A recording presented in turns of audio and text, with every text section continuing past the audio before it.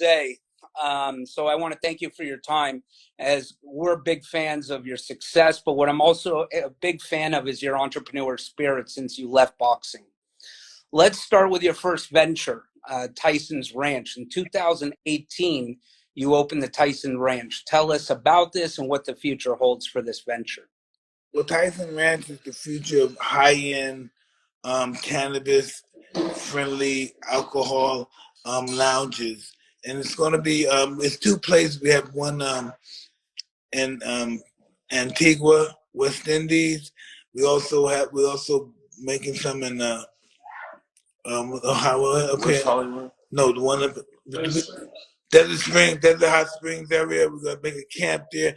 Those are going to be the spas and the resorts, and then we're gonna in the West California, Westwood area in California. We're gonna start building Tyson luxury lounges and Santa Monica and the central Los Angeles places. I love it. Amazing. One of my favorite Hey, I wanted you to know these are gonna be high end lounges. They're not gonna be your typical lounge. You come in, you got a bar there. This is gonna be the creme de la creme and luxury lounges. I like that.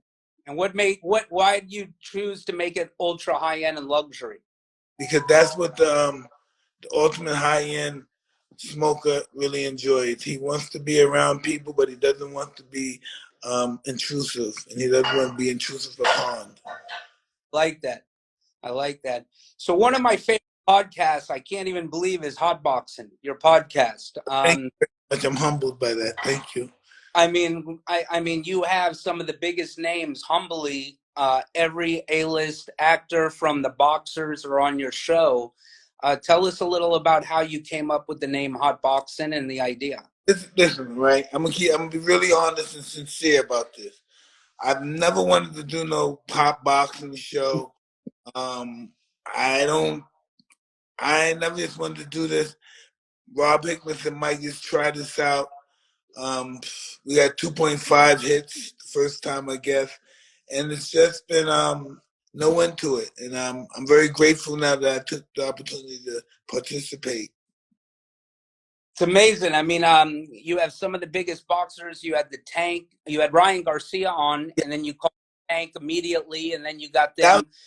Want them to confront each other. That's what I do. When somebody's on there talking smack, let somebody defend themselves. Boom, I'll bring another guy on.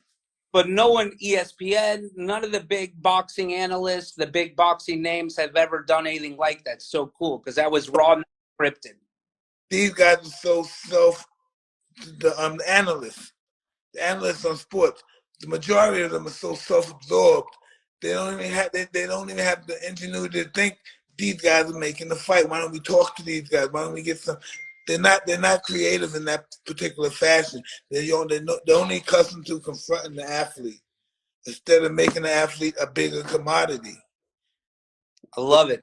The job of everybody concerned with that fight, the announcers, the check girls, the people with the popcorn, the whole objective is to make this entertainment and this experience the best you ever had. They all work in cahoots.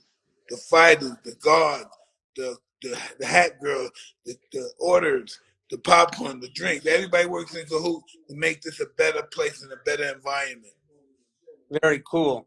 I like that concept. And so, if you don't mind me asking, who are some of the podcasts that you'd like to feature? I got to believe there's a couple of names you'd love to get on the podcast. Well, listen, I'm unfortunate I can't get Jesus, but the Pope would do. For me, it's exciting to have you on our cover and to have you on because, again, I don't know if I told you, but when you won your championship fight, the first championship fight against Trevor Burback, it was my bar mitzvah. I was 13 years old, our party, and my dad said as much. 22nd, baby. Your bar mitzvah. And so my dad said, as much as I love you, we're going to have the TV and the fight on also. So. Hey, listen, God will forgive you. Yeah.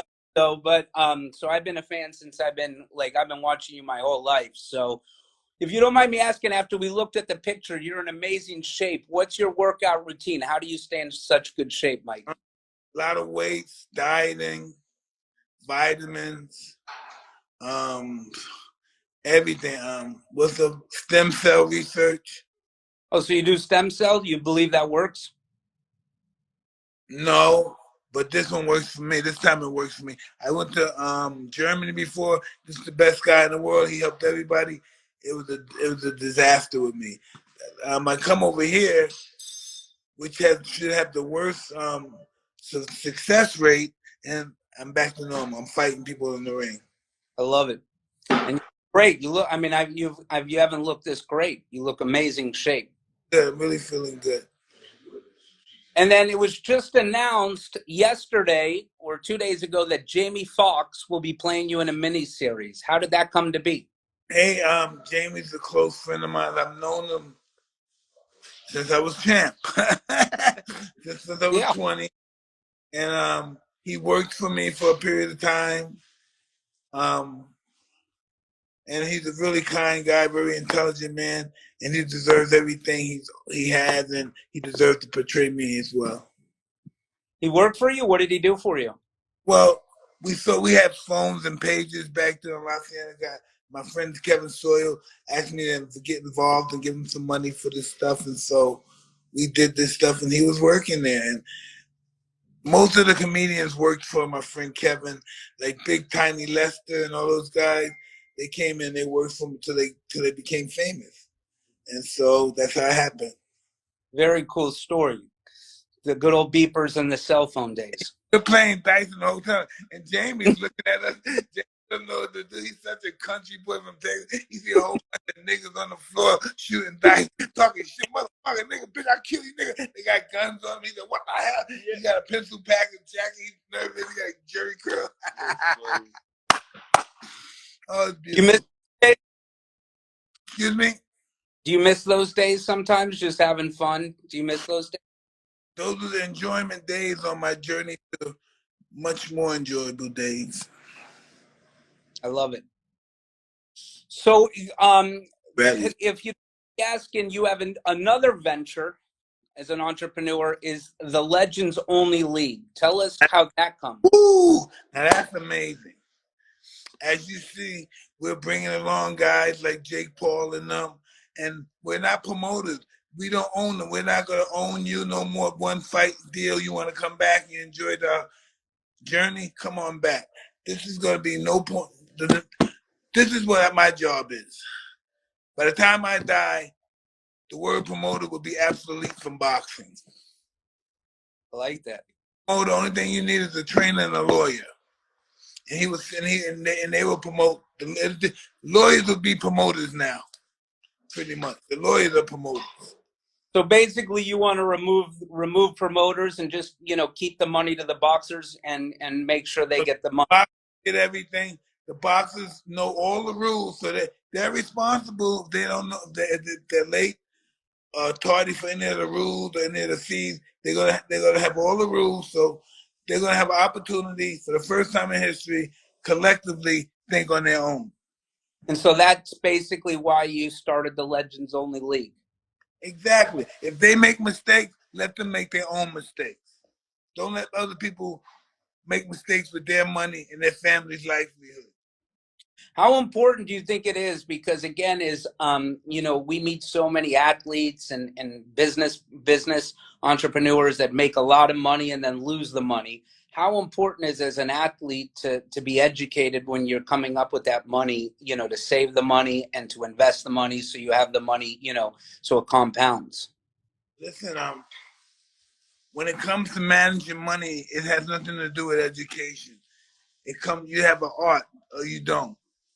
So, like, listen, Mr. Rockefeller, John D. Rockefeller, when 1913 came, because he made the $1 billion in 1900, but when 1912, 1913, they administrated taxes in the United States, and that's what to keep guys who are the little guys like John Rockefeller from being the big guy. So they weren't that smart, so they cut up all of his office. So he had branches here, So they made him like McDonald's, and he made even more money then, and they tried to destroy him.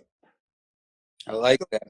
But what really got him in trouble because he's a lavish spender, so he spent millions for the garden and all that stuff. And his son had came back. John Jr. had said, "Hey, we can't do that. Let's pay $500,000 for the garden instead of $3 million." And he showed him how to manage money. He learned the art of money. The art of making money, he learned that real early. But the art of managing and taking care of money, he didn't learn that until his later years as an old man. Is that someone you learned how to manage money? And is that close to deathbed. Excuse me? Is that someone you look up to because now you're as an entrepreneur with all these ventures? I do respect Mr. Rockefeller because he had an upbringing kind of like me. Exactly. So you are the heavyweight champ, one of the baddest mans on the planet. How do you compare today's heavyweights to your time when you were fighting Lennox, Evander, some of the big names? They're really big guys, and they hit hard. Not much of them talent. I don't know. You know, it's just a good time to make a great division. Would you knock out Bronx Bomber in the first round in your best? I don't know if it's not gonna be no first round. It's gonna be a fight. It's gonna be a. And who do you think's gonna win between Joshua and Fury? Listen, I think I really think I like that. You know, I love Josh, but I think this Tyson's too elusive. He's not gonna hit him. Listen, we keeping it honest, right? I like Joshua. I like Joshua a lot, right? He don't punch. Maybe he punch harder than what's the other guy? The black guy, Wilder. He doesn't punch faster than Wilder. If he doesn't punch faster than Wilder, he's not gonna touch this guy. And that's just what I see. He punches hard, but he doesn't punch fast. If Tyson Fury can get away from Wilder's fast punches, Joshua might be in trouble. You just had Canelo on the Hot Boxing. Yes, with manager too. What do you think? What do you think of Canelo as a boxer? Do you think he's one of the greatest? Yeah, I think he stands out alone. You know, he learned so much from that Floyd Mayweather fight. Yeah, and he hasn't lost since. Yeah, he's gonna wind up retiring undefeated. I like to see him fight that Charlo guy. That's gonna be a good fight. I don't think that guy's strong enough, but I think that guy he's not afraid. He's smart, and he'll put up a good fight till whatever happens happens.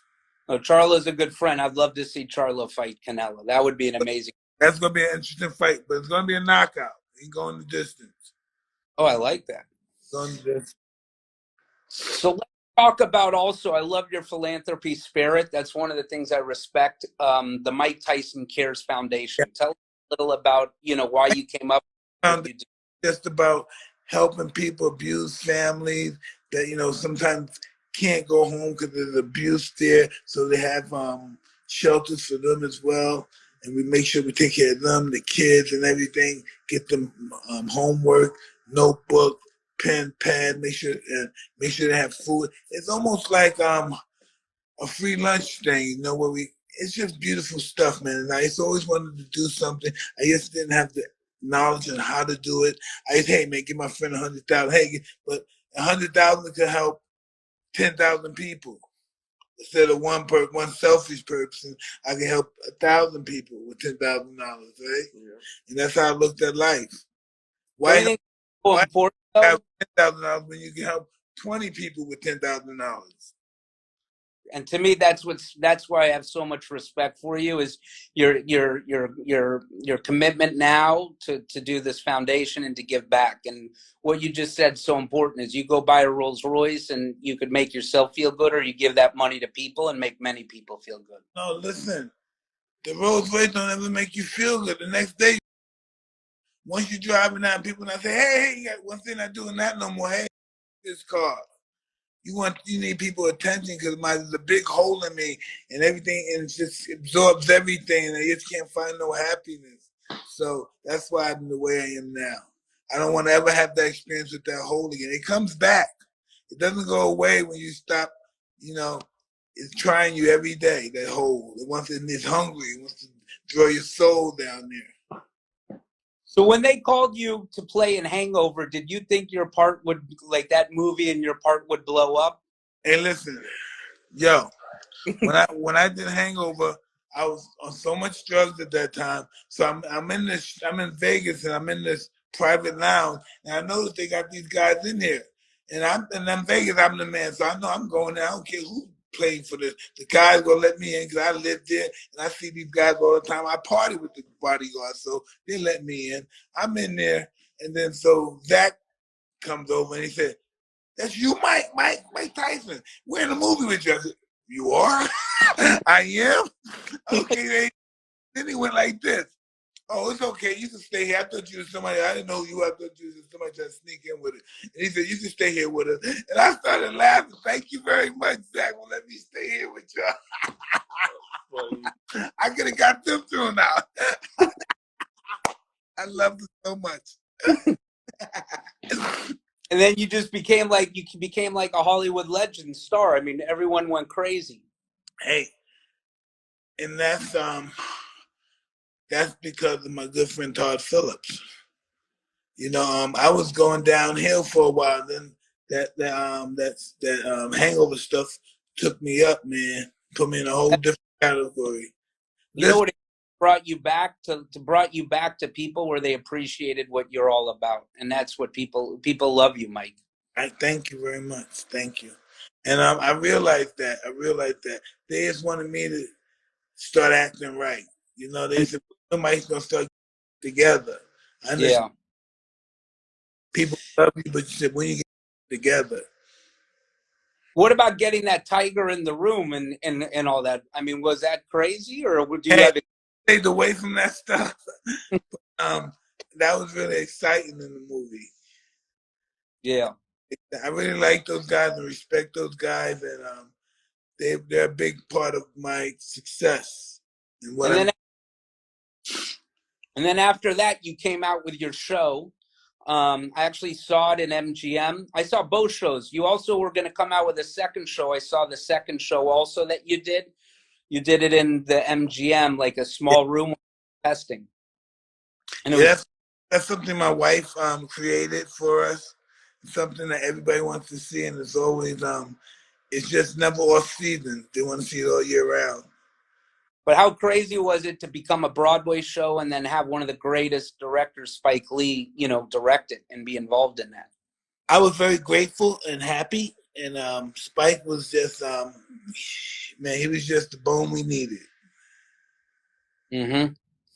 So, Mike, to finish it off, I got to ask you, they're talking about you fighting Evander Holyfield. Yes, Do you see that happening, or who else would you like to fight? I see that happening in the near Oh, you, future in Holyfield. Yes. Only thing we have to do is get some a small fundamental difference, get some paperwork done, is on to the races with me and Evander. I like that. You know what I like is now you're smart. You understand the paperwork, and you don't jump in while getting the. 100%. I'm not. Well, listen. I've learned so much. We don't need promoters. Promoters, they're what's a promoter? Overrated cheerleader? Overrated cheerleader? Uh, they tell a fighter how great he is. Yeah, you're the best. We're gonna beat everybody. What do you need? I like the promoters personally, but what do you need somebody in that position of business I agree. to dictate your business? Now you gotta be nice to this guy, kiss his ass because he's the boss. No, you shouldn't have to do that. You should just go get your check and go what the hell you want to do. Don't have to talk to nobody, So, right? Mike, I agree. I think it's amazing, and I mean, to see you set up your own league and to become a smart entrepreneur, businessman is amazing to watch this happen. And I think to be a role model to a lot of athletes. I have a whole bunch of merchandise getting ready to come out, and everybody's just going mad about it, and I'm just looking forward to this. Well, tell us a little about that. How are you going to drop it? Well, my merchandise, Yeah, we're doing close around fight time. but it's going to go on your website, right, Mike Yes, Tyson? yes, yes. And what else can you get on your website? Hey, listen, man, it's almost like the dark web. You ask for something, and we have it. I like that. I like that. So, Mike, before we go, is there anything you wanted to tell us? Or there's a lot of people on that are huge fans of your success. Again, I love the cover. This was an amazing cover. I just want everybody to know, you know, the fight is on with me and Holyfield. And Holyfield's a humble man. I know that. And he's a man of God, but I'm God's man. And I'm going to be successful May 29th. Mike, I just want to tell you, I've been a fan of yours for many, many, many years, and I've met you many a times. You've always been a gentleman and a class act, but to have you on the cover, this is actually, I don't know if you remember, this is your second cover with their magazine. Let's make 3 the couple. Let's do it. But thank you so much for your time, and keep it up. If you want another awesome video in our Black Excellence series, check out the video right there next to me. I think you'll enjoy it. Continue to believe, and I'll see you there.